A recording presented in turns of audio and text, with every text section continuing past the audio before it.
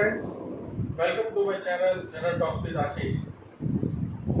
आज हम स्टार्ट करते हैं उससे पहले प्लीज़ लाइक करें, सब्सक्राइब करें और शेयर करें।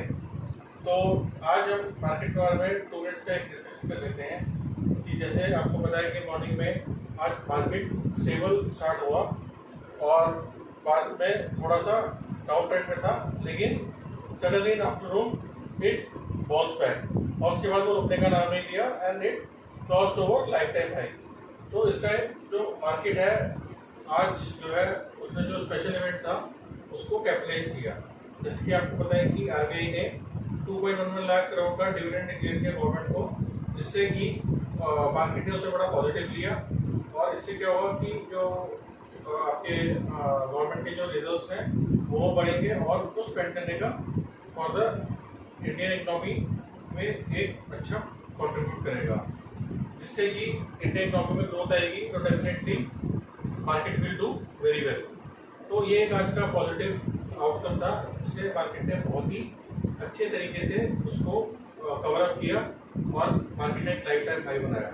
और आज ज़्यादातर देखेंगे सारे सेक्टर्स ट्रेंडिंग में थे, बैंक्स ट्रेंडिंग में थे और including after that even automobile sector trending में थे और आपका आईटी भी हैज डन वेल और ज़्यादातर सेक्टर्स एक पॉजिटिव में थे। तो अभी आपको क्या है, अगर आपका शॉर्ट टर्म व्यू है तो शॉर्ट टर्म व्यू में you can start investing the market with having a long term view. तो आप अगर नियर अबाउट 2 to 3 years का व्यू रखते हैं तो it is the right time to be stay in the market, क्योंकि अगर मार्केट में आप you want time the market but you can start investing in the market with the objective of getting maximum returns.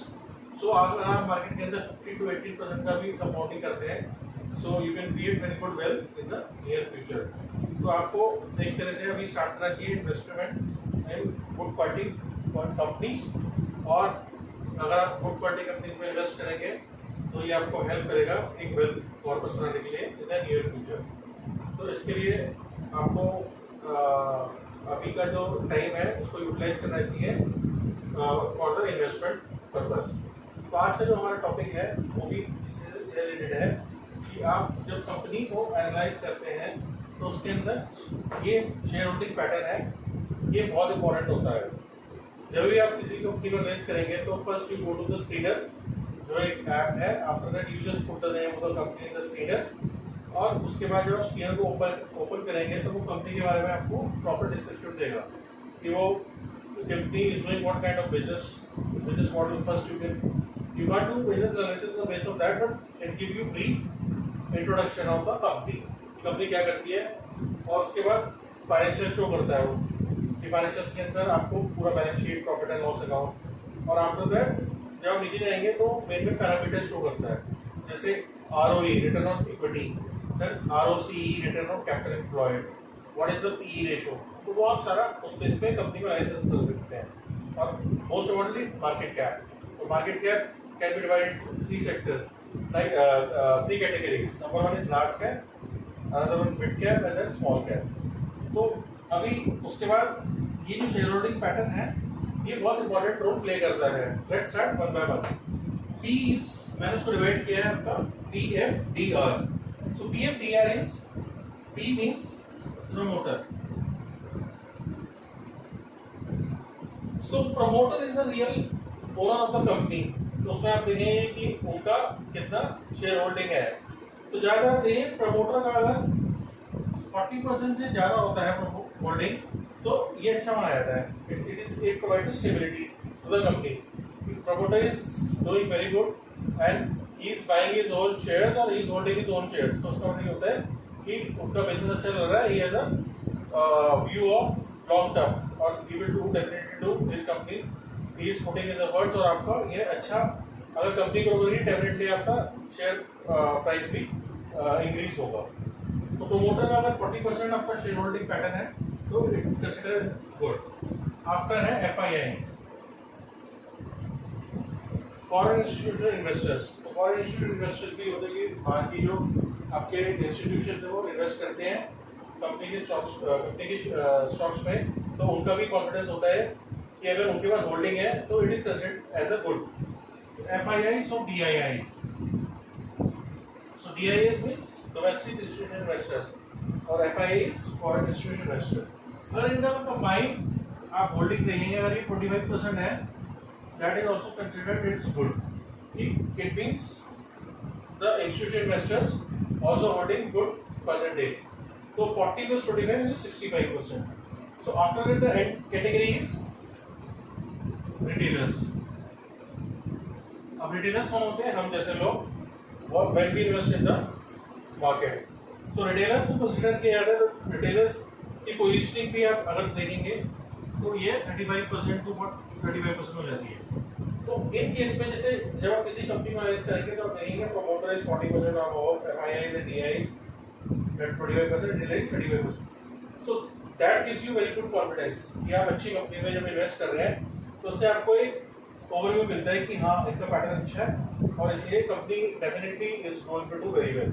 कई बार आप देखेंगे कि company जो क्या करते हैं अपने बैलेंस शीट को फर्श भी कर देते हैं और अपने फाइनेंशियल को थोड़ा सा इन्फ्लेटेड करके दिखाते हैं, जिससे कि क्या होता है कि promoter likely to get exit from the company. तो प्रमोटर क्या करता है अपने शेयर सेल करना शुरू कर देता है।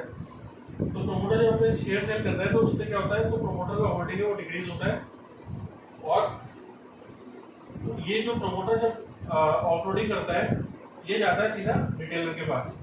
और रिटेलर बाइंग करते हैं तो उसमें अगर उनका जो कॉन्फिडेंस ज़्यादा है, लेकिन जब रिटेलर्स जब अपने ज़्यादा परसेंटेज में आ जाते हैं, सपोज रिटेलर्स जो हैं आपके 60% आपके अंदर आ गए और उसके बाद यहाँ promoters is offloading his shares, तो उसके अंदर ये हो जाता है कि retailers is buying the shares but promoter is offloading, तो यहाँ पे कोई घपला है। तो आप उस चीज़ को थोड़ा सा एनालाइज करेंगे और थोड़ा सा ओवरव्यू करेंगे तो आपको हेल्प मिलेगा। तो जैसे इन कंपनी में अच्छी फ्रेंचाइज में आप देखेंगे उनका share holding pattern is very good.